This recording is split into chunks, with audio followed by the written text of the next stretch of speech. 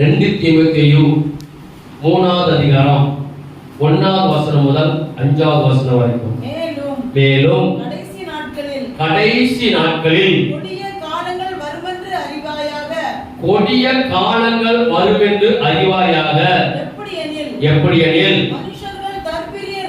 மனுஷர்கள் தற்பிரியராயும் பணப்பிரியராயும் வீம்புக்காரராயும் அகந்தை உள்ளவர்களாயும் தூசிக்கிறவர்களாயும் தாய் தகப்பன்மார்க்கு கீழ்ப்படியாதவர்களாயும் நன்றி அறிதல் இல்லாதவர்களாயும் பரிசுத்தம் இல்லாதவர்களாயும் சுவாப அன்பு இல்லாதவர்களாயும் இணங்காதவர்களாயும் அவதூறு செய்கிறவர்களாயும் இச்சை அடக்கம் இல்லாதவர்களாயும் கொடுமை உள்ளவர்களாயும் நல்லவர்களை பகைக்கிறவர்களாயும் துரோகிகளாயும் துணிகரம் உள்ளவர்களாயும் இருமாப்பு உள்ளவர்களாயும் தேவ பிரியராய் இல்லாமல் சுகபோக பிரியராயும் தேவ பக்தியின் வேஷத்தை தரித்து அதன் பலனை மறந்தளிக்கிறவர்களாயும் இருப்பார்கள். இப்படிப்பட்டவர்களை நீ விட்டு விலகு. ஸ்தோத்திரம். ஹல்லேலூயா. 2 தீமோத்தேயு 3வது அதிகாரம் 1லிருந்து 5 வரை. இந்த வசனத்துல சொல்லப்பட்டிருக்கு நம்ம என்னெல்லாம் சொல்லியிருக்கு. 5 வசனம் வரைக்கும் கர்த்தர் நிறைய காரியங்களை பவுல் மூலம் நமக்கு நினைச்சிருக்கிறார், வெளிப்படுத்தி கொடுத்திருக்கிறார். அதுல கடைசி நாட்களில் கொடிய காலங்கள் நீ அறிவாயாக. அப்போ செய்தியுடைய தலைப்பு கடைசி நாட்களும் கொடிய காலங்களும். அல்லேலூயா. கடைசி நாட்களும் கொடிய காலங்களும் சொல்லப்படும். இப்போ கடைசி நாள்னா என்ன அதை பார்த்துட்டு இதுல வேகமா பார்க்கலாம். கர்த்தர் பவுலை கொண்டு நமக்கு ஒரு எச்சரிப்பு கொடுத்திருக்கிறார். கடைசி நாட்களில் கொடிய காலங்கள் என்ன செய்யுமா வரும். அப்ப கடைசி நாள்னா என்ன? இப்போ இது யார் எப்ப சொன்னது? பவுல் 2000 வருஷத்துக்கு முன்பதாக இயேசு கிறிஸ்துவுக்கு பிறகு ஊழியம் செய்து கொண்டிருக்கிற நாட்களில சொல்லப்பட்ட ஒரு சம்பவம். கடைசி நாள்னா முதல் நாள் என்னது? இப்போ எப்ப கடைசி நாட்கள், கடைசி காலங்கள் என்ன? எபிரேயர் 1வது அதிகாரம் 1ம் 2ம் பூர்வ காலங்களில் பங்கு பங்காகவும் வகை வகையாகவும் தீர்க்கதரிசிகள் மூலமாய் பிதாக்களுக்கு திருவுளம் பற்றின தேவன் இந்த கடைசி நாட்களில் குமாரன் மூலமாய் நமக்கு திருவுளம் பற்றினார். அப்ப கடைசி காலம் எப்ப ஆரம்பிக்கப்பட்டது? இந்த கடைசி நாட்கள் எப்ப ஆரம்பிக்கப்பட்டது? முற்காலங்களில், பூர்வ காலங்களில் பிதாவாகிய தேவன் பங்கு பங்காகவும் வகை வகையாகவும் திருவுளம் பற்றினார். 6ஆம் காலத்திலிருந்து இயேசு பிறக்கிற காலம் வரைக்கும் என்னது? பூர்வ காலங்கள். இயேசு பிறந்தது கடைசி காலங்கள். இப்ப நம்ம சொல்லுவோம் காலம் கடைசியா போச்சு. காலம் இப்ப நடக்கிற ஒவ்வொரு சம்பவத்தை பார்த்தா எப்படி இருக்கு? காலம் எப்ப ஆரம்பிக்கப்பட்டது? இந்த கடைசி காலம்.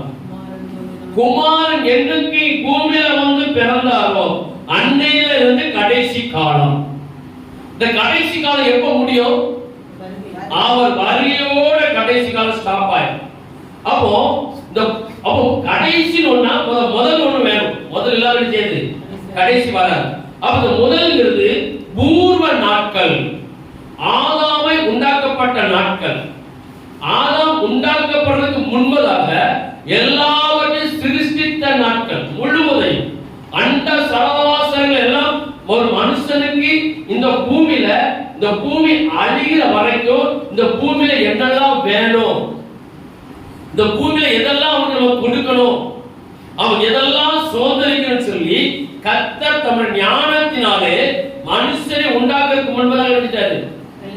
எல்லாவற்றையும் தெளிவாய் திட்டமும் தெளிவுமாய் அவர் ஞானத்தினாலே, அனந்த ஞானத்தினாலே எல்லாவற்றையும் உண்டாக்கி பூமியை சிருஷ்டித்து, எல்லாரும் பூமி எப்படி நினைச்சாங்க? இடைக்காலத்துல ஒரு 100 வருஷத்துக்கு முன்பதாக பூமி எப்படி இருக்குன்னு கண்டுபிடிச்சாங்க? தட்டைன்னு கண்டுபிடிச்சிருக்காங்க. பூமி எப்படி இருந்துச்சு? தட்டையா இருக்குன்னா மனுஷன் கண்டுபிடிச்சு வச்சிருந்தான். அதுக்கு பிறகு கர்த்தர் கொடுத்த ஞானத்தினால பூமி எப்படி இல்ல, தட்டையா இல்ல, அது உருண்டைன்னு சொல்லி கண்டுபிடிச்சாங்க. ஆனா வேதத்துல தெளிவா சொல்லப்பட்டிருக்கு, அவர் பூமியை மனுபுத்திரனுக்கு கொடுத்துட்டு அவர் பூமியை எரிஞ்சாரா அந்தரத்துல தொங்க வைத்து கொண்டு இருக்கிறார். பூமி எங்க இருக்குமோ அந்தரத்துல தொங்கிட்டு கிடக்குது. அது நமக்கு என்ன செய்யல தெரியல. இப்படி கர்த்தர் எல்லாவற்றையும் உண்டாக்கப்பட்டு சிருஷ்டிக்கப்பட்டு 7வது நாள் ஓய்ந்திருந்தார். என்னது? பூர்வ நாட்கள். அதுக்கு பிறகு ஆதாமை கர்த்தர் சிருஷ்டிக்கிறார். ஆதாமை சிருஷ்டித்த பிறகுதான் மனுஷன் பெருகிறான், பாவங்கள் பெருகுது, அக்கிரமங்கள் பெருகுது. இப்போ பூர்வ நாட்கள் போது ஆதாம் காலத்திலிருந்து ஆரம்பமாக்கப்படுகிறது. அந்த ஆதாம் காலத்திலிருந்து பிதா, தேவன், கர்த்தர் இவங்க நினைச்சாங்கன்னா பங்கு பங்காகவும் வகை வகையாகவும் திருமணம் பற்றினாங்க.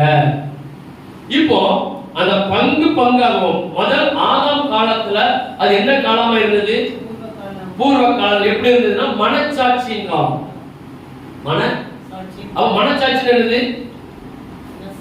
நம்ம ஒரு சின்ன தப்பு செஞ்சா நம்ம மனசுல உறுத்தோம், நான் செஞ்சது தப்பு, நான் செய்தது பாவம், நான் செஞ்சது இப்படி பண்ணிட்டேன்னு சொல்லி ஒருவேளை செய்யும் போது ஒரு ஆக்ரோஷத்துல ஒரு கோபத்துல செஞ்சிருவோம். ஆனா அதுக்கு பிறகு நம்ம யோசிக்க சொல்றோம், நம்ம செஞ்சது இது என்னது? மனச்சாட்சி. அதுக்கு பிறகு நியாய. அதுக்கு பிறகு கர்த்தர் மோசேக்கு சொன்னார், இனி யார் தப்பு பண்ணாலும் தண்டனை கொடுக்கிறதுக்காக கர்த்தர் மோசே கொண்டு நியாய பிரமாணத்தை செஞ்சாரு. உண்டாக்கி மோசே கடைசி மல்கியா தீர்க்கதரிசி வரைக்கும் இருந்தது. இப்போ கிருபையின் காலம்.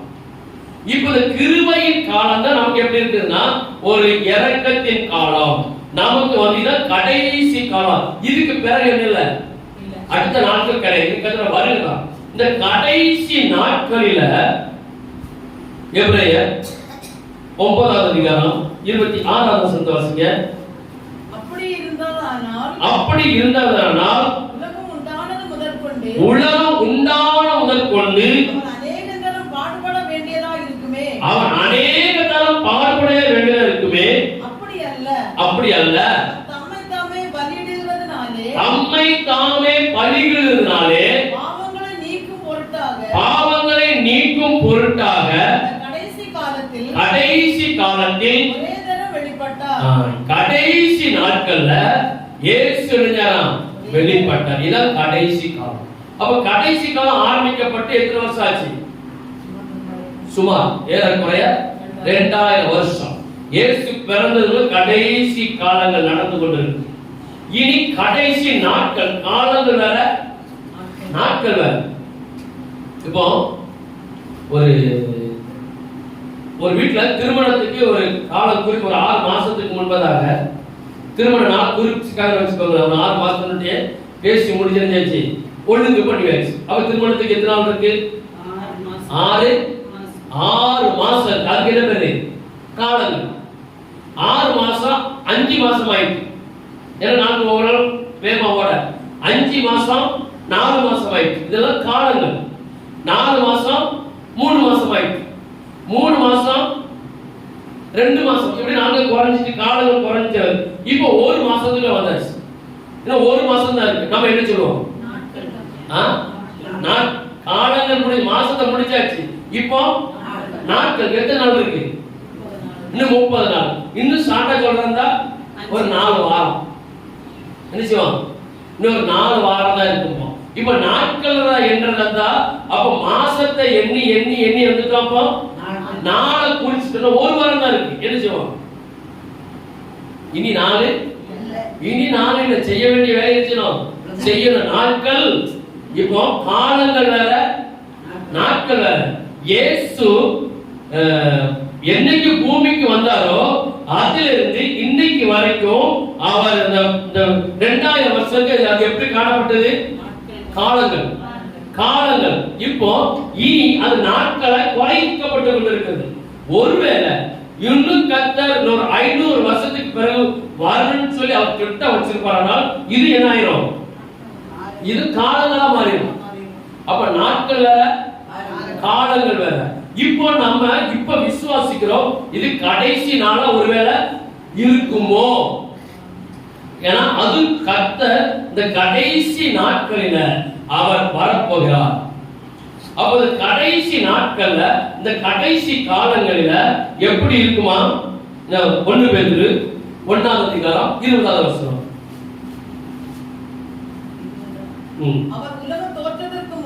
அவர் உலக தோற்றத்திற்கு முன்னே குறிக்கப்பட்டவராயிருந்து நமது மூலமாய் விசுவாசமாய் இருக்கிற உங்களுக்காக கடைசி காலங்களில் வெளிப்பட்டார்.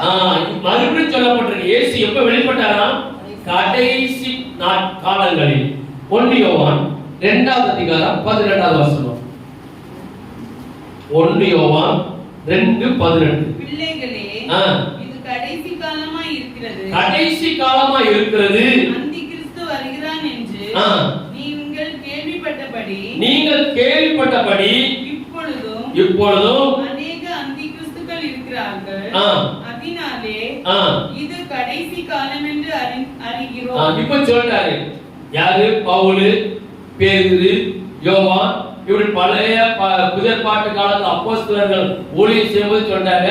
அப்பவே இருக்கிறாங்க அந்திகிறிஸ்து வந்துட்டவர். அதனால எப்ப இருக்குது? கடைசி காலமா இருக்கிறது. இப்போ நான் மீண்டும் இங்க வருவோம், தீமோத்தேயுக்கு வருவோம். தீமோத்தேயு 2 தீமோத்தேயு 3ஆவது அதிகாரம் 1 முதல் 5 வரை. கடைசி நாட்களில் கொடிய காலங்கள் வரும். இந்த 5 வசனம் வரைக்கும் 3 பகுதியா பிரிச்சிருக்கு. இந்த 5 வசனம் வரைக்கும் 3 பகுதிகள். 3 பகுதியிலும் 3 விதமான பிசாசுடைய ஆளுகைகள் இருக்குது. இந்த 3 பகுதி, அதாவது 1 இருந்து 3 வரைக்கும் ஒரு பகுதி. அதே போல 4, 5 ஒரு பகுதி, 7, 6 ஒரு பகுதி. 3 பகுதியா பிரிச்சிருக்கு. அந்த 3 பகுதியிலும் 3 விதமான ஆவிகள் செயல்படுது. கடைசி காலங்கள். இப்ப நம்ம கடைசி காலம் சொல்றதை காட்டிலும் கடைசி நாட்கள் எப்படி இருக்கு? ரொம்ப கொடிய காலமாயிடுச்சு. நல்லா நம்ம கவனிக்கணும். இந்த கடைசி காலம் அப்பமே ரொம்ப கஷ்டப்பட்டு இருக்கிறாங்க. பழைய ஏற்பாட்டு புதிய ஏற்பாட்டு காலத்துல ஒவ்வொரு பரிசுத்தவான்கள் எப்படி மரித்தார்கள்? பாடுபட்டு ரத்தம் சிந்தி பசி பட்டி வியாதி போராட்டம். ஒவ்வொரு காலகட்டங்களும் அவங்க வாழ்ந்த வாழ்க்கையை பார்க்கும்போது இப்ப நம்ம அப்படிப்பட்ட வாழ்க்கை வாழவில்லை. இன்னைக்கு கிறிஸ்தவன் சொன்னாலே எப்படி இருக்கணும்? ஆடம்பரமா இருக்கணும், சுகபோகமா இருக்கணும், பசி பட்டி இருக்கக்கூடாது, நோய் நொடி வரக்கூடாது, நல்லா இருக்கணும். அவ்வளவுதான். இதான் என்னது? கிறிஸ்தவம். கிறிஸ்துவுக்குள் வாழ்கிற வாழ்க்கை நினைக்கிறாங்க. ஆனா தேவன் சொல்லியிருக்கிறார் இது கடைசி நாட்கள் ஆயிடுச்சு. நீ எப்படி இரு? ரொம்ப கடைசி வசனத்துல சொல்லப்பட்டிருக்கு. வாசிங்க. தேவபக்தியின் வேஷத்தை தரித்து அதன் பலனை மறுதலிக்கிறவர்களாயும் இருப்பார்கள். இப்படிப்பட்டவர்களை நீ விட்டு விலகுன்னு கர்த்தர் ஒரு எச்சரிப்பா சொல்றார். இல்ல ஒரு ஆலோசனையை நமக்கு கொடுக்கிறார். அப்ப கடைசி நாட்கள் எப்படி இருக்கும்? முதல்ல 1 முதல் 3 வரைக்கும், அதுக்கு மேல வாசிக்க கூடாது. 1 முதல் 3 வரைக்கும் வாசிங்க. மேலும் கடைசி நாட்களில் கொடிய காலங்கள் வரும் என்று அறிவாயாக. முதல்ல கர்த்தர் நமக்கு ஒரு ஆலோசனை சொல்றார். இது கடைசி காலமா இருக்கு. இந்த கடைசி காலம் எப்படி இருக்குமா? கொடிய காலங்கள். கடைசி காலமாயிட்டு. ஆனா கொடிய என்னது? ஒரு கஷ்டமான ஒரு காலங்கள், கஷ்டமான ஒரு பாடுகள். இப்படிப்பட்ட சூழ்நிலைகளை இன்னைக்கே நம்ம எடுத்துட்டோம். என்னோம் வந்து விட்டோம். இனி கடைசி கர்த்தர் வருக கிட்ட நெருங்க நெருங்க இனி ஒரு நாட்கள் எப்படி இருக்கும்? ரொம்ப மோசமான ஒரு கண்டிஷனா மாறப்போகுது. ரொம்ப மோசமான நாட்களா மாறப்போகுது. இது அப்போ அதுல முதல்ல சொல்லப்பட்டிருக்கு, வாசிங்க.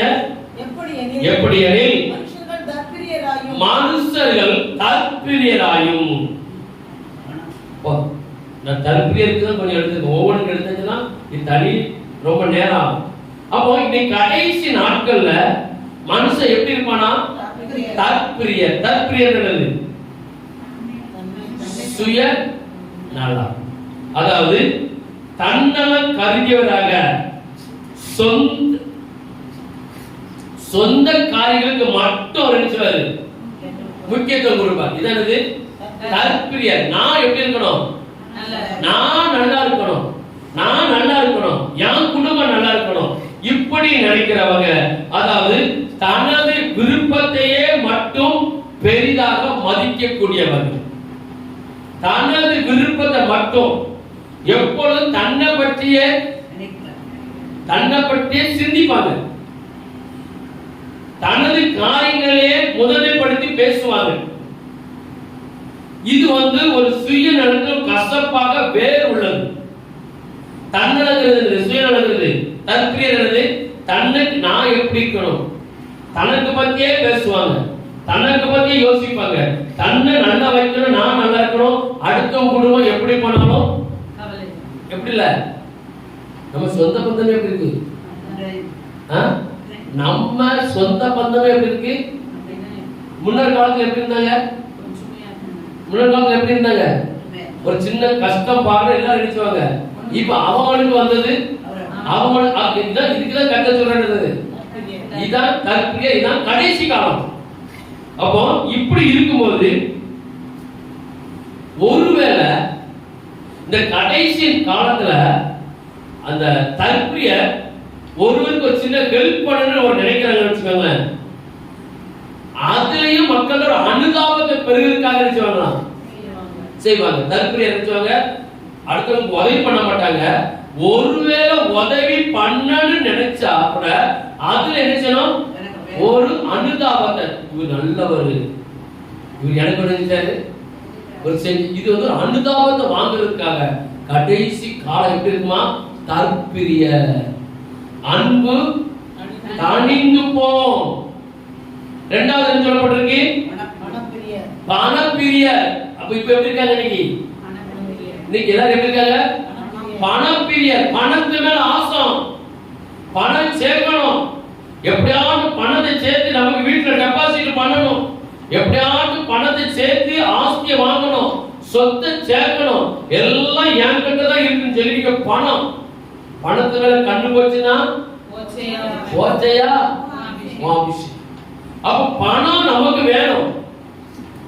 பணம் இல்லாம இந்த பூமியில இருக்க முடியாது, வாழ முடியாது. பணம் நமக்கு ரொம்ப ரொம்ப அவசியம். பணம் வேணும், ஆனா பணம் நம்மளை சிறைப்படுத்த கூடாது. அல்லேலூயா. பணம் நமக்கு அடிமையா இருக்கணும். எவ்வளவு வசதி வந்தாலும், எவ்வளவு செல்வம் வந்தாலும் பணம் நமக்கு எப்படி இருக்கணும்? நமக்கு அடிமையா இருக்கணும். நம்ம ஒரு காலம் பணத்துக்கு கிடைக்க கூடாது. இதை கதை சொல்ற, நீ இதை விட்டு விலகி கடைசியில் சொல்லப்படுங்க இப்படிப்பட்டவளை, அதாவது பணம் வேணும், பணம் சம்பாத்தியம் பண்ணணும், வேலைக்கு போகணும். இன்னைக்கு இருக்கிற காலங்களில, இன்னைக்கு இருக்கிற பொருளாதாரத்துல நமக்கு எல்லாம் தேவை. அதுக்காக வேலை செய்யணும், பணத்தை கண்டிப்பா சேமிக்கணும். ஆனா பணம் பணம் பணம் பணம் பணம் பணம் பணம் சொல்றது, அதுக்கு பின்னாடி ஓடக்கூடாது, அதுக்கு ஒரு காலமும் அடிமையாயிடக்கூடாது. அடுத்த நம்ம அடிமையாயிட்டோம், இனி இவ்வளவு ரூபாய் சேர்த்தாச்சு, இனி அடுத்த எப்படி சேர்க்கணும், இதை எப்படி பண்ணலாம், இது என்ன பண்ணலாம் சொல்லி அதுலயே நம்ம மைண்ட் போயிட்டுனா கர்த்தர் இது கடைசி காலம் யாராயிட்ட? பணப்பிரிய. இன்னும் இதுக்கு மேல நம்ம தெளிவா சொல்லலாம், உங்களுக்கு ஈஸியா புரிய நினைக்கிறேன். அப்ப பணத்துக்கு மேல மோகம் வைக்க கூடாது, பணத்துக்கு மேல முழு இது செலுத்தக்கூடாது. ஆட்டோமேட்டிக்கா அது நம்ம பின்னாடி விஷயம், ஆட்டோமேட்டிக்கா விஷயம் வரும். நீங்க ஆண்டவரோடு இருக்கும்போது, ஆண்டவரோடு சேர்ந்து ஆண்டவரோடு நம்ம ஓடும்போது ஆட்டோமேட்டிக்கா பணம் நம்மளை தேடி கர்த்தர் என்ன செய்வார். இதுக்கு பேர் என்னது? விசுவாசம். அப்ப அதாவது ஐஸ்வர்யவான் பரலோக ராஜ்யத்தில் என்ன செய்ய மாட்டான், பிரவேசிக்க மாட்டான். காரணம், நம்ம என்ன சிந்தனை பணம் சேர்க்கிறதுக்காக அதே மைண்ட்ல போயிட்டு இருப்போம்னா இதுக்குள்ள யார் வந்துருதா? பணத்தை ஆசை கொடுக்கிற பிசாசு, தற்பிரியர். இது ஜாதி பிசாசு நமக்கு தெரியாது. எவ்வளவுதான் சொத்து சேர்த்து வச்சிருப்பாங்க, சொத்து சேர்த்து வச்சாலும் ஒரு 10 பைசா கை நீட்டி அடுத்தவங்க நினைச்ச மாட்டாங்க. இப்ப ஒரு புது ட்ரெண்ட் வந்திருக்கு, புது ட்ரெண்ட். அதுல பாதிக்கப்பட்டவங்க நான் சொல்லல, பொதுவா உள்ளது.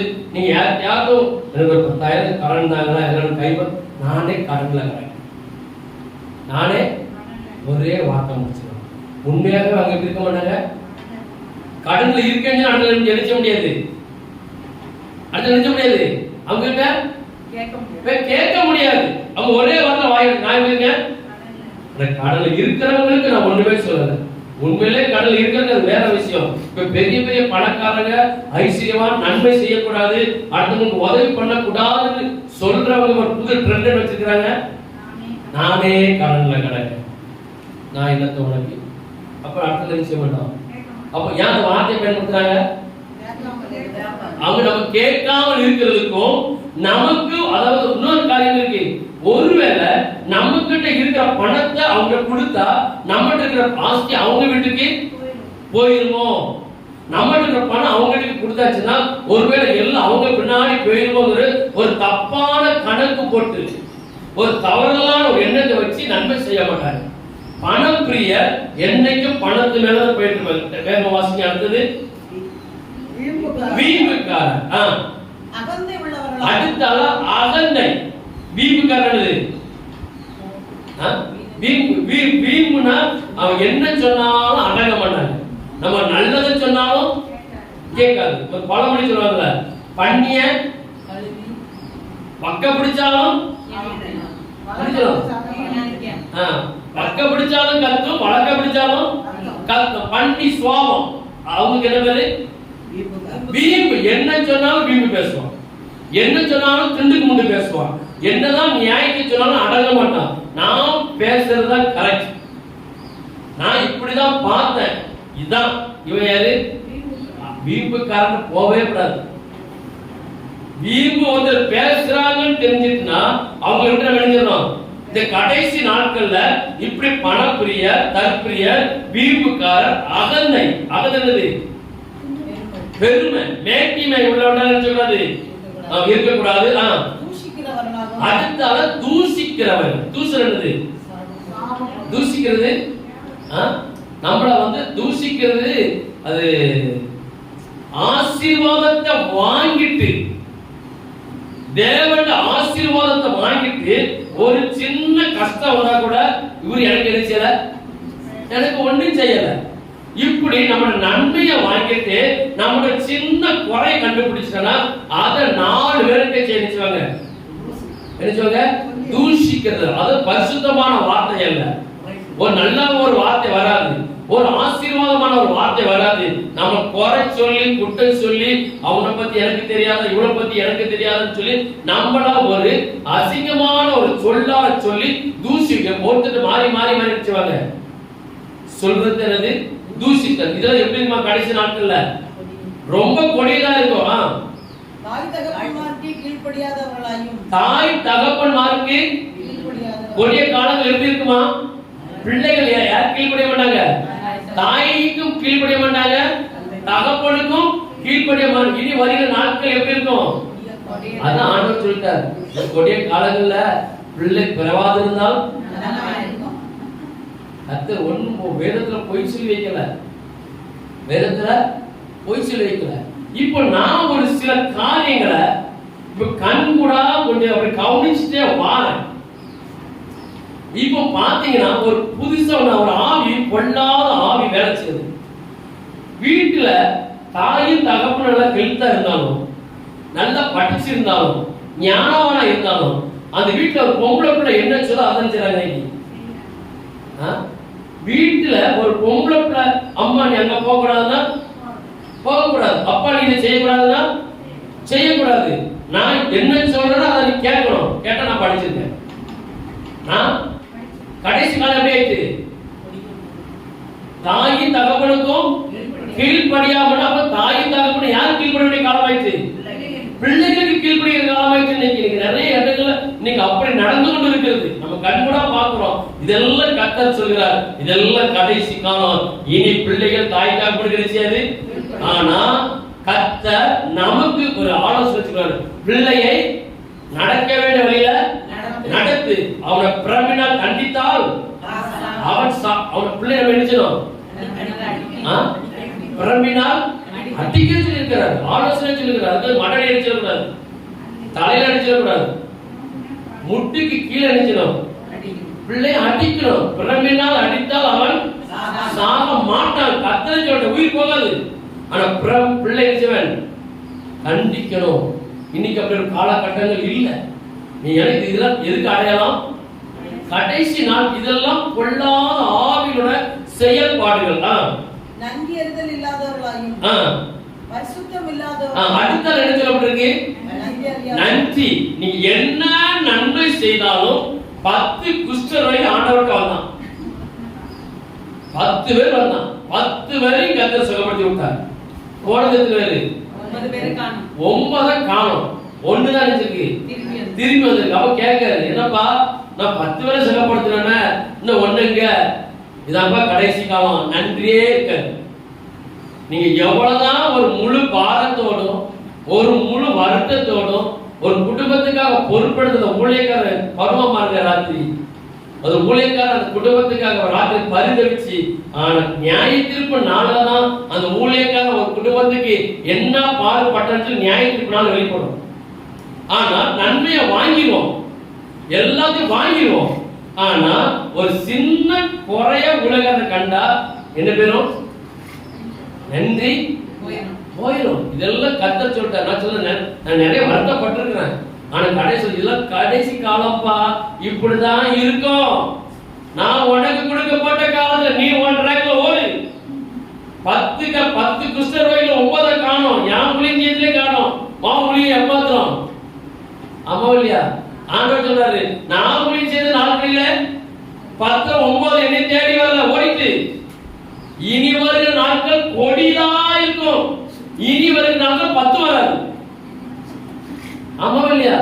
எனக்கு அப்படிதான் இருக்கும். அதனால வருத்தப்படுறதுக்கு ஒண்ணுமே இல்ல.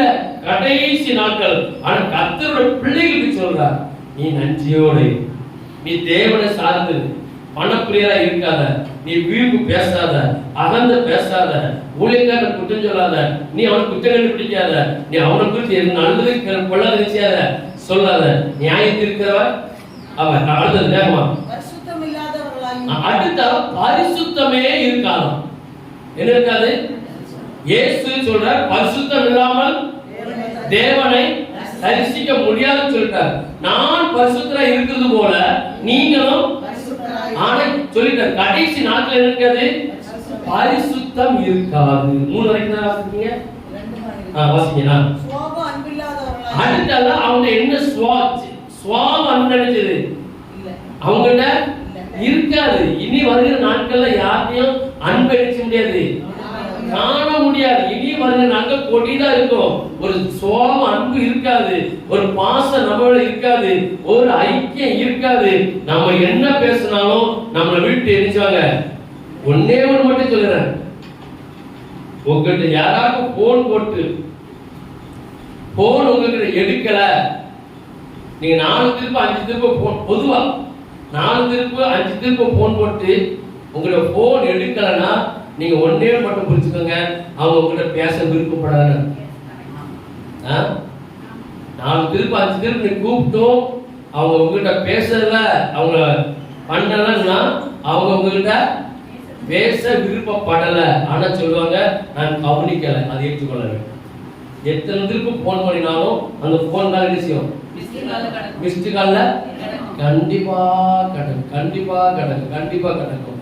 ஆனா இந்த விஷயத்துல போன் போய் சொல்ல, இந்த விஷயத்துல போன் அடிச்சது போய் சொல்ல. ஆனா சில நேரம் போய் சொல்லும், சுவிட்ச் ஆஃப் பண்ணாம சுவிட்ச் ஆஃப் சொல்லும், வேற சண்டை இருந்து விடும், வேற ஒரு தொடர்பு இருக்கிறாங்க. என்ன செஞ்சோம்? இதுக்குள்ள சண்டை இருக்கான். அவரு பாவம் சும்மா தான் கிடக்க போவான். இவர் இப்போது வேறோட திறமையில இருக்கிறார். அவனை நமக்கு சந்தேகம் வந்துடும், இவர் யார்கிட்ட பேசியிருக்காரு தெரியுது. இந்த மாதிரி விஷயத்துல சொன்ன விஷயம் அது ஸ்டாண்டர்ட் மிஸ்டேக், நம்ம ஒண்ணும் சொல்ல முடியாது. ஆனா கடைசி நாட்கள்ல அன்பு குறைஞ்சு போகும். வேகமா இறங்காதவர்களாயும் இச்சை அடக்கம் இல்லாதவர்களாயும் கொடுமை உள்ளவர்களாயும் நல்லவர்களா என்ன பகைக்கிற ஒரு காலம். இதான் கர்த்தர் சொல்றார். இதுதான் கொடிய நாட்கள். இனி வரும் நாட்கள்ல இதை விட இதை சொல்லப்படாத டவுன் மடங்கு நிச்சயம், டவுன் மடங்கு ஆயிரும். நம்ம அதை பத்தி என்ன கூடாது. ஆனா கர்த்தர் சொல்ற இதுலயும் நீ பரிசுத்தத்தை செய். நிறைய பேர் என்ன பண்ணா பரிசுத்தமா இருக்க மாட்டார்கள். பரிசுத்தத்தை வேஷத்தை நினைச்சவங்க பரிசுத்த அடுத்த பக்தியில பார்க்கும்போது வரும். பக்தியில குறித்து நம்ம பார்க்கலாம். பரிசுத்தமாதி நடிப்பாங்க, பரிசுத்தமாதி செயல்படுவாங்க, உட்கார்ந்து ஆமென் சொல்லுவாங்க, எழுமுன்னா ஆமென் சொல்லுவாங்க. அவங்க பரிசுத்தமாதி காட்டுவாங்க. அவங்க இருதயம் எப்படி இருக்கும்? திருக்குள்ளதும் மகா கேடுள்ளதா இருக்கும். ஆனா பரிசுத்தத்தை இனி வரை நாட்கள் நினைச்ச முடியாது, பார்க்க முடியாது. அப்ப பரிசுத்தத்தை காண முடியாது. என்ன அர்த்தம்னா இந்த கொடிய நாட்கள்ல பரலோக ராஜ்யம் போறது ரொம்ப சொல்லிட்டாரு. பரிசுத்தம் இல்லாமல் அப்ப பரிசுத்தம் இல்லைன்னு சொல்லிட்டார்.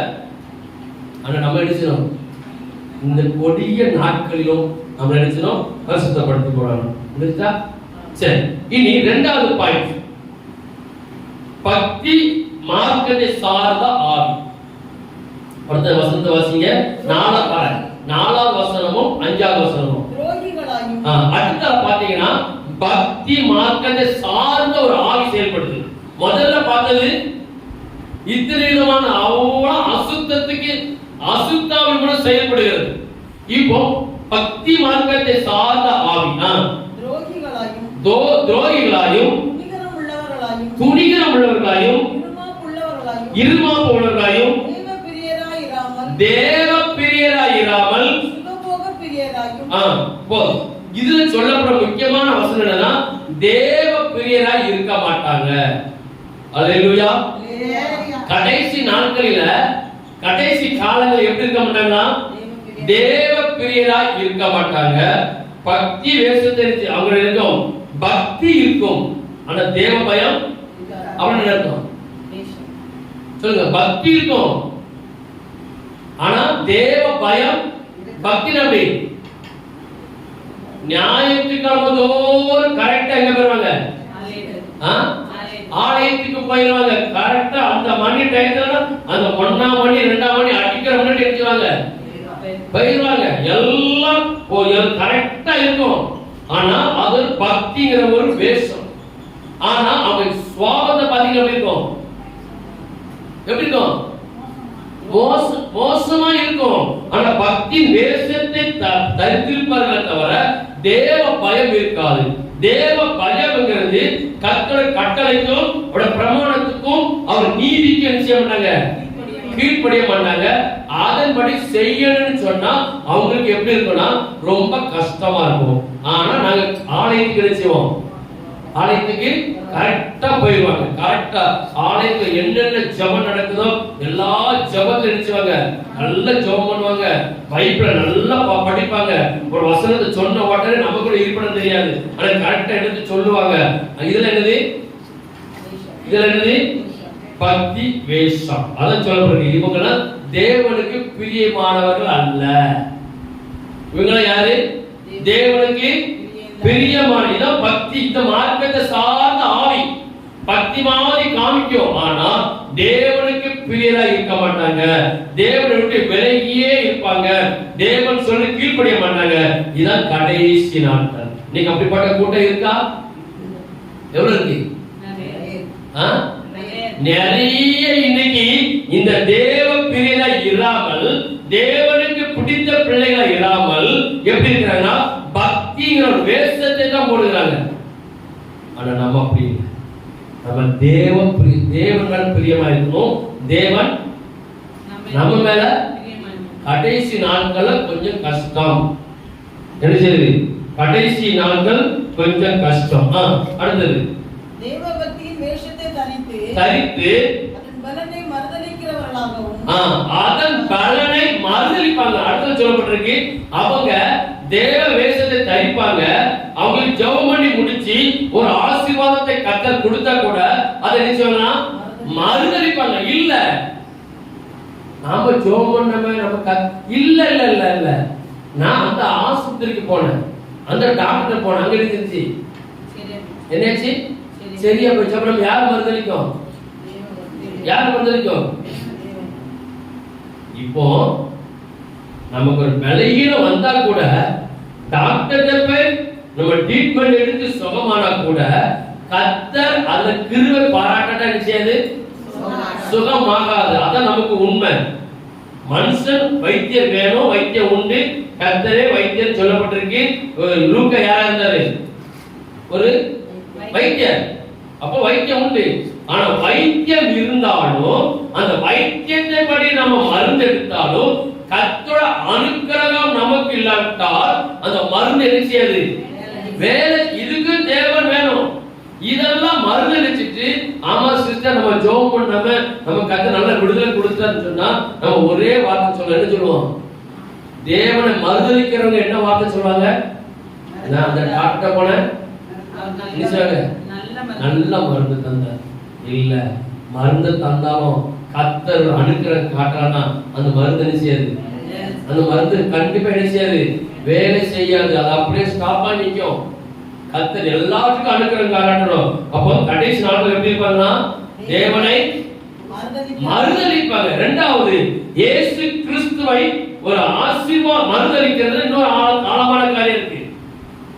சத்தியத்தை அறிவார்கள், சத்தியத்தின்படி நிற்பார்கள். ஒரு சின்ன போராட்டம் வந்துட்டா டக்கு நினைச்சுறாங்க, நினைச்சாங்க மாறிடுவாங்க. இதான் மறுதலிக்கிறது. ஒரு போராட்டம் வந்துட்டு கொஞ்சம் கஷ்டப்பட்டுட்டோம், உடனே டக்குன்னு அடுத்த பாயிண்ட் அடுத்த லெவல்ல போயிடுவாங்க. இப்ப இன்னும் தெளிவா சொல்றதா, இப்ப நம்ம கிறிஸ்துவுக்குள்ள இருக்கிறோம், நமக்கு நிறைய பொண்ணு இருக்கு, மாப்பிள்ளை இருக்கு. இப்ப நமக்கு பொண்ணு மாப்பிள்ளை, நமக்கு மாப்பிள்ளையோ பொண்ணு கிடைக்கல. கொஞ்சம் தீவிரமா தேடுறோம், கிடைக்கல. இப்போ ஒரு வேற மார்க்கெட் ஒண்ணு வருது. நல்ல பணக்காரன், நல்ல வசதி உள்ளவன், நல்ல ஃபாரின்ல இருக்கிறான், நல்ல குடும்பத்தை விசாரிச்சு பார்த்தேன், அவன் நல்லதா இருக்கிறான். ஆனா மார்க்க வேற மாற்றது கிறிஸ்துவை பின்பற்றாத ஒரு மார்க்கம் பார்த்தாங்க. இனி இதுல இருக்கிறதோட பேசாம நினைஞ்சலாம், அதுல போய் ஒரு சம்பந்தம் பண்ணலாம். இது என்னது? இது என்னது? இதான் கிறிஸ்துவை மறுதலிக்கிறது. வேற மார்க்கத்துக்கு தப்பி ஓடக்கூடாது. கர்த்தர் சொல்கிறார், ஒண்ணுமே வரணும், ஜெபம் பண்ணு. நமக்குன்னு ஒண்ணு பிறந்தது கண்டிப்பா நிச்சயம், இனி பிறக்க போறது இல்ல. எங்கேயாவது உங்களை கர்த்தர் வச்சிருப்பாரு. ஜெபத்தை கூட்டணும், விசுவாசத்தை கூட்டணும், அவருடைய நம்பிக்கை இருக்கணும். ஆனா இனி என்ன பண்றது? ஒண்ணு இல்லைன்னு சொல்லி வேற மார்க்கத்துல போய் நம்ம சம்பந்தம் கலக்கும் போது நம்ம யார மறுதலிக்கிறோம்? இது எப்படி எப்படி இருக்குமா? கடைசி காலங்களில் எப்படி இருக்கும்? ரொம்ப கோடிதான் இப்ப நடக்குதா இல்லையா? நடக்குதா இல்லையா? நடக்குது. இனி வருகிற நாட்கள்ல எல்லாம் ஒண்ணுங்கிற மாதிரி இருந்துருவாங்க, எல்லாம் ஒண்ணுங்கிற மாதிரி வந்துருவாங்க. ஆனா நீங்க தான் சொல்லிடணும், இந்த பூமியில ஜனங்கள் தான் சொல்லிடணும் எல்லாம் ஒண்ணு. கர்த்தர் சொல்றார், என்னை என்று உனக்கு வேற தேவன் உண்டாயிருக்க வேண்டாம், அந்நிய தேவத்தை நீ நமஸ்கரிக்கவும் சேவிக்கவும் நீ வேண்டாம் சொல்லிட்டார். அப்புறம் கர்த்தரை மறுதலிக்கிறது, அவரை விட்டு வழி விலகி போறதுக்கு தான் பேரு மறுதலிக்கிறது. அவ்வளவுதான். சரி, இனி மூணாவது பாயிண்ட், 7வது வசனத்தை வாசிங்க. எப்போது கற்றாலும் ஒருபோதும் சத்தியத்தை அறிந்து உணராதவர்களாய் இருக்கிற பெண் பிள்ளைகளுடைய வீடுகளில் இப்படிப்பட்டவர்கள் நுழைந்து அவர்களை வசப்படுத்திக் கொள்கிறார்கள். இது என்னன்னா, இதுக்கு தலைப்பு மற்றவர்களை கெடுத்து போடுகிற ஆவி. இப்ப என்ன செய்வாங்கன்னா, தேவ பக்தியின் 6வது வசனத்தை வாசிங்க. பாவங்களால் நிறைந்து பற்பல இச்சைகளால் பற்பல இச்சைகளால் இழுப்புண்டு எப்போதும் கற்றாலும் ஒருபோதும் சத்தியத்தை அறிந்து உணராதவர்களாய் இருக்கிற பெண் பிள்ளைகளுடைய வீடுகளில் இப்படிப்பட்டவர்கள் நுழைந்து அவர்களை வசப்படுத்திக் கொள்கிறார்கள். இப்போ ஒரு கூட்டம் ஆரம்பிக்குதான், பெண் பிள்ளைகள் வீட்டுல என்ன சொல்லலாம்? பெண் நுழைந்து. நாலாவது சத்தவாசிங்க, துரோகிகளாயும் துணிகரம் உள்ளவர்களாயும் இருமாப்பு உள்ளவர்களாயும் தேவ பிரியராய் இராமல் சுகபோக பிரியராய் சில கூட்டத்தார் என்ன செய்றாங்கன்னா, தேவ பக்தி வேஷத்தை தரித்து கொண்டு சில பெண் பிள்ளைகள் வீட்டுக்கு என்ன செய்றாங்கன்னா, பெண்கள்னா பெண் பிள்ளைகள் மட்டுமல்ல, ஆண்களையும் குறிக்கும், ஆண்களையும் குறிக்கும். அப்போ சில பேருக்கு சில ஒரு கூட்டத்தார் என்ன செய்றாங்கன்னா, இப்படி தேவ பக்தி வேஷத்தை தரித்து இப்ப என்ன செய்றாங்க, சில வீடுகளில் போய் அவங்க என்ன செய்றாங்கன்னா, தன்வசம், அதாவது ஆண்டவர்கிட்ட நம்ம காரியத்துக்காக விசுவாசத்தோடு இருப்போம், விசுவாசத்தோடு ஆண்டவர் உட்கார்ந்து இருப்போம். ஆனா பாடு கஷ்டம் இருக்கும்போது இப்ப தேவ வேஷத்தை தரித்து கொண்டு, ஊழியக்காரோட வேஷத்தை தரித்து கொண்டு, விசுவாசிகள் போல வேஷத்தை தரித்து கொண்டு, அவங்களுக்கு சாதகமான சில உபதேசங்களை எடுத்துக்கொண்டு இவங்க தனக்கு பிரியமாய் ஒரு உபதேசத்தை சொல்லுவாங்க. அது அவங்களுக்கு எப்படி இருக்கும்? எப்படி இருக்கும்? எப்படி இருக்கும்? இன்பமா இருந்து நமக்கு நல்ல உபதேசத்தை கெடுத்து, நீங்க அந்த சபைக்கா போறீங்க, நீங்க அங்கேயா போறீங்க, எங்க சபைக்கு வாங்க, அங்க என்ன இருக்கு, எங்க இருக்கு நல்ல சாப்பாடு என்ன இருக்கு.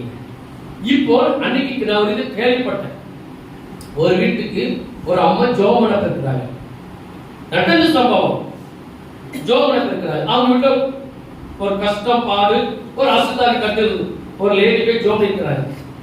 ஜோம் இட்டு வந்தாச்சு, 2 நாள் வந்தாச்சு, அவங்களுக்கு போக போக காணிக்கை கொடுத்துருக்காங்க, காணிக்கையும் வாங்கியாச்சு. இப்போ உங்க வீட்டுல ஒரு பயங்கர போராட்டத்தை கர்த்தர் காமிக்கிறார். இப்போ நம்ம அதுக்கு பிரத்யேகமாக நினைச்சோம் ஜெபம் பண்ணணும். சரி, அவங்க ஏற்றுக்கொண்டாங்க. இப்படி பண்ண பண்ண பண்ண பண்ண இவங்களுக்கு கொஞ்சம் கொஞ்சமா பணம் தெரிஞ்சுக்கிறாங்க, வாங்கி இருக்கிறாங்க. வாங்கிட்டு கடைசியா வந்திருக்கிறாங்க, வீட்டை எழுதி வாங்க இருக்கிறாங்க. நடந்த சம்பவம்.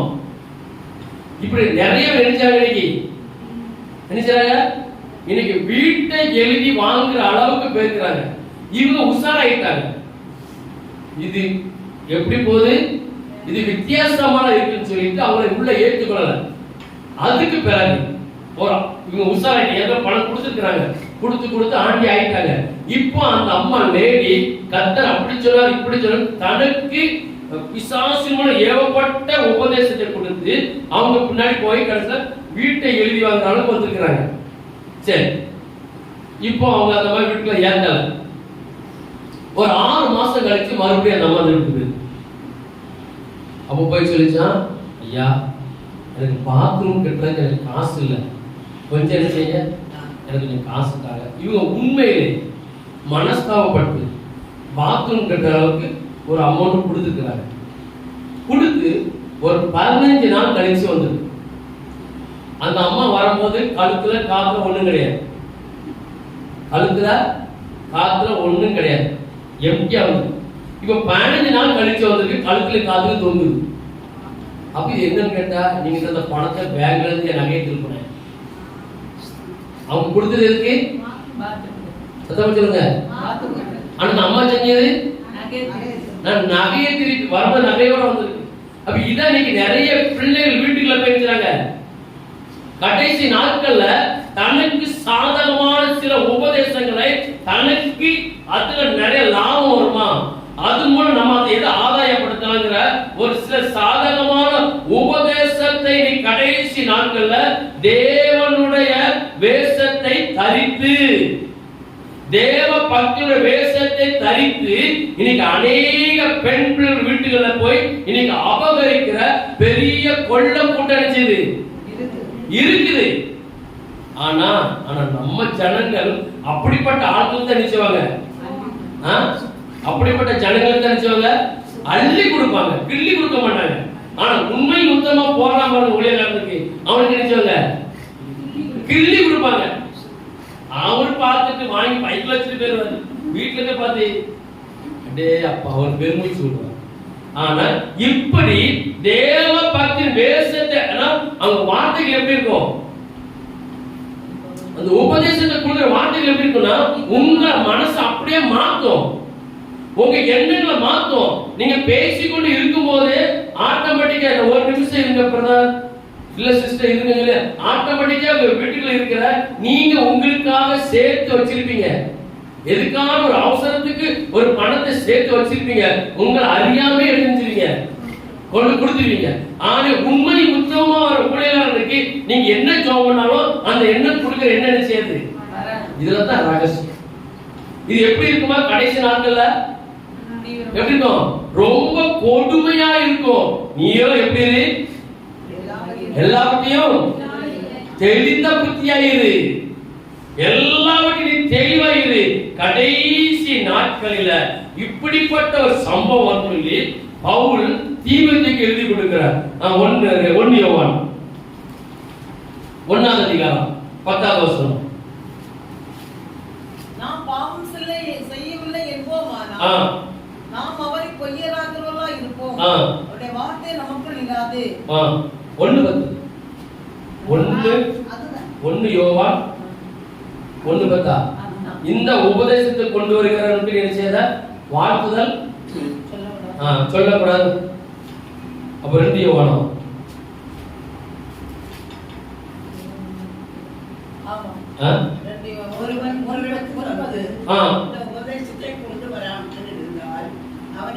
ஒருவன் உங்கள் வீட்டில் வந்து இந்த பைபிளில் சொல்லப்பட்ட உபதேசத்தை கொண்டு வராமல் இருந்தால் அவங்களே உங்க வீட்டு வாசப்படி எடுத்துக்கூடாது, ஏற்றுக்கொள்ளக்கூடாது, அவனுக்கு எடுத்துக்கூடாது. அப்படி அர்த்தம் அவனுக்கு ஸ்தோத்திரம் கூட படக்கூடாது, அனுப்பிக்கூடாது.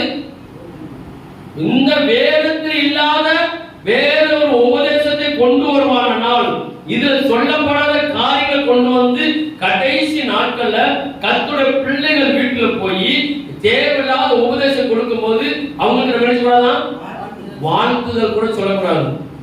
அதுக்கு பிறகு அவனை வீட்டுக்குள்ள என்ன கூடாது, அவனை ஏற்றுக்கொள்ளக்கூடாது. ஆனா இன்னைக்கு எப்படி இருக்கும், அன்னைக்கு எங்க வீட்டுக்கு வந்தார் ஒரு காணிக்கார். அவர் வீட்டு வாசல் நின்றுட்டு மழை மழை மழை மழை மழை எல்லாம் நிறைய சொன்னார். அது சொன்னதை பார்க்கும்போது நமக்கு எப்படி இருக்கு, உண்மையிலேயே நம்ம வாழ்க்கையில நடந்தது போல தோணுது. அவர் வீட்டு வாசல் வந்து கட கட கட கட கடன்னு அடிக்காது. அடுத்த ஒரு என்ன வருது, இன்னொருக்கா நம்ம வீட்டுக்கு வந்தா எப்படி இருக்கும், இன்னும் கொஞ்சம் சொல்லுவாரோ, கர்த்தர் சொல்றாரு. அப்படிப்பட்டவன வீட்டு வாசல் நினைச்சிடாத, ஏற்கிறாத. கடைசி காலம் இப்படிதான் இருக்கும். இப்படிதான் நம்ம ஒரு பாடல் கூட இருக்கு, ஒரு பழைய பாடல். கடைசி காலம் இதுவே, காலையிலும் மாலையிலும் சேவல் கூப்பிடுற நேரத்திலும் ராஜாதி ராஜா இயேசு வருவார். கள்ள கிறிஸ்துக்கள் எழுப்பி நம்மை நினைச்சுவார், கூடுமானால் வஞ்சிப்பார் நம்மை சொல்ல பழைய பாடல் இருக்குது. நம்ம ரொம்ப தெளிந்த கடைசி ஒரு வசனத்தை வாசித்து முடிச்சிருவோம். இப்போ கடைசியா நம்ம எப்படி இருக்கணும், நீதிமொழிகள் 5ஆம் அதிகாரம் 13ஆம் வசனம் வேகமா வாசிங்க. நீதிமொழிகள் 5:13.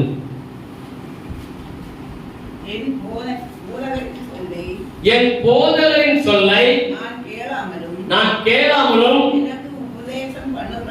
எனக்கு உபதேசம் பண்ணினவர்களுக்கு சாயாமலும் போனேனே. சபைக்குள்ளும் சங்கத்துக்குள்ளும் கொஞ்சம் குறைய எல்லா தீமைக்கும் எப்படி உள்ளானேனே.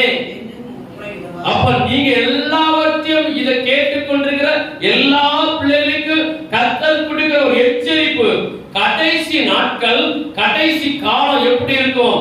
இந்த 3 விதமான ஆவிகளுடைய மாட்டிடக்கூடாது. மாட்டிட்டு நீ கடைசி என்ன சொல்லுங்களா? என் போதலின் சொல்லை நான் கேட்காம போயிட்டேனே. எத்தனை திருப்பி எனக்கு புத்தி சொன்னார், எத்தனை திருப்பி எனக்கு ஆலோசனை சொன்னார். சின்ன பிள்ளை போல சொல்லி சொல்லி எனக்கு தந்தாரு.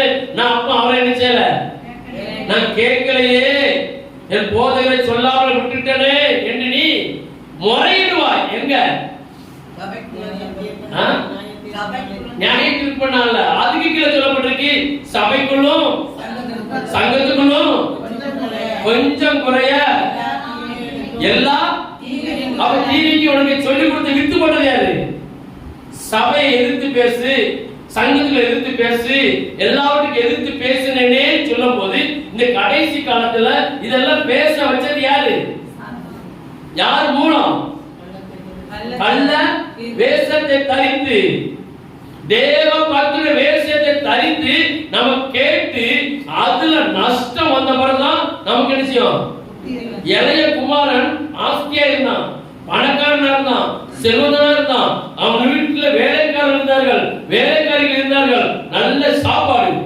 ஒரு நாள் கடைசியில பண்ணிட்டுங்கிற அவனுக்கு போகும்போது அவனுக்கு முடிஞ்ச, ஐயோ எங்க வீட்டுல எங்க அப்பா விட்டு வந்துட்டனே, எங்க அம்மையை விட்டு வந்துட்டனே, அவர் சொல்ல கேளாமல் போனனே, என் வீட்டுல நிறைய வேலைக்காரர் இருக்கிறார்களே, என் அண்ணன் சுகபோகமா வாழறானே, நான் பண்ணிட்டுங்க கவனத்துங்க போனனே, அந்த வேலைக்காரன் கட்டி விட்டுட்டானே சொல்லி நினைச்சவாய், அந்த பண்ணி கூட்டத்துக்கு முறைவாய்.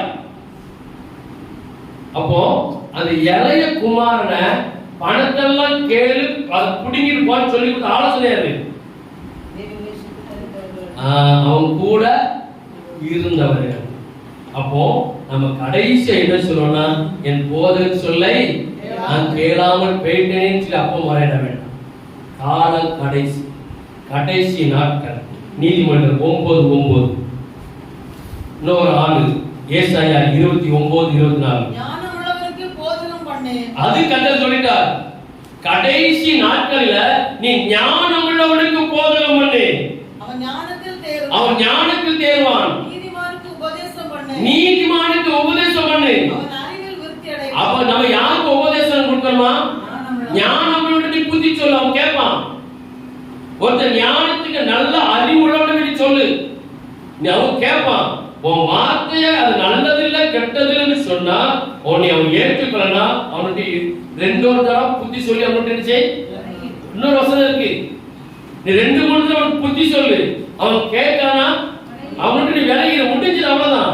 நீ ஒரு பட்டணத்துக்கு போ, அந்த பட்டணத்தை என்ன குறித்து பிரசங்கி, இந்த பட்டணத்துல வரக்கூடாதுன்னு சொன்ன நினைச்சது உன் காலையில தூசிய உதறி போட்டுட்டு நீ போயிட்டாரு. நியாய தீர்ப்பு நாள்ல இந்த தூசி சாட்சியா நிற்கும், நிற்கதா? இதான் கர்த்தர் ஊழியம்.